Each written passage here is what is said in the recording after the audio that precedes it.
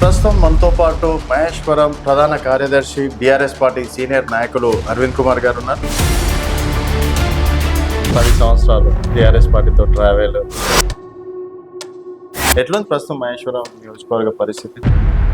మహేశ్వరం నియోజకవర్గం అంటేనే సబితమ్మ అడ్డ. సో నెక్స్ట్ మళ్ళీ గెలుస్తారు, బీఆర్ఎస్ జెండా ఎగురుతుంది అని చెప్పేసి కాన్ఫిడెన్స్ ఉందా మీకు? డెఫినెట్ గా.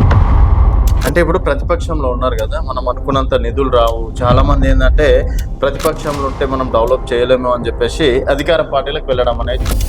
బీఆర్ఎస్ పార్టీతోనే ఉంటాం, కేసీఆర్ గారి నాయకత్వంలోనే పనిచేస్తామని 100 సార్లు చెప్పింది. అయినా కానీ కొన్ని ఛానళ్లు పని కట్టుకొని మరి సబితమ్మ మీద బుద్ధ రుద్దడానికి. సవితమ్మ గారు ఇంద్రారెడ్డి గారి కంటే గొప్ప నాయకురాలు అవుతారు. అంటే ఇట్లా రావడంతో ఆఫీస్ లో చూసిన ఇంద్రారెడ్డి గారి ఫోటో ఇంకా ఉంది. నిజంగా ఈరోజు చాకలైలమ్మ విగ్రహానికి వర్ధంతి సందర్భంగా మేడం నివాళులు అర్పించడానికి వచ్చింది. ఒక ముసలాయన వచ్చి, అమ్మ నువ్వు ఎంత మంచిగా చేస్తున్నావు, ఇంద్రారెడ్డి గారి పేరును నిలబెట్టినావు, నిజంగా ఇంద్రారెడ్డి గారి కంటే గొప్ప నాయకురాలు అమ్మ నువ్వు అని చెప్పేసి అంది.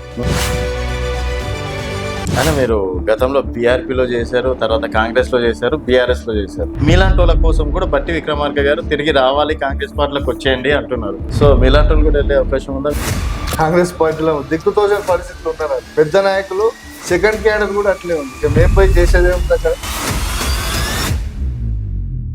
అంటే ఏడ నచ్చుతలేదని ఒక విషయం, మీకు రేవంత్ రెడ్డి గారు ఇంత చిన్న వయసులో ముఖ్యమంత్రి అయ్యారని చెప్పేసి జీర్ణించుకోవట్లేదా? సన్న బియ్యం కావచ్చు, ఇందిరమ్మ ఇల్లులు కావచ్చు, ఫ్రీ బస్సులు కావచ్చు, అన్ని చేస్తూనే ఉంది కదా. ప్రజలకు మీరు ఏమైతే మాట ఇచ్చిండ్రో 420 హామీలు, 6 గ్యారంటీలు, ఇవి ఎక్కడ పోయినాయి? వీటి కోసమే మా పోరాటం తప్ప మాకు రేవంత్ రెడ్డి గారు నచ్చకనో ఇంకేదో నచ్చకో కాదు.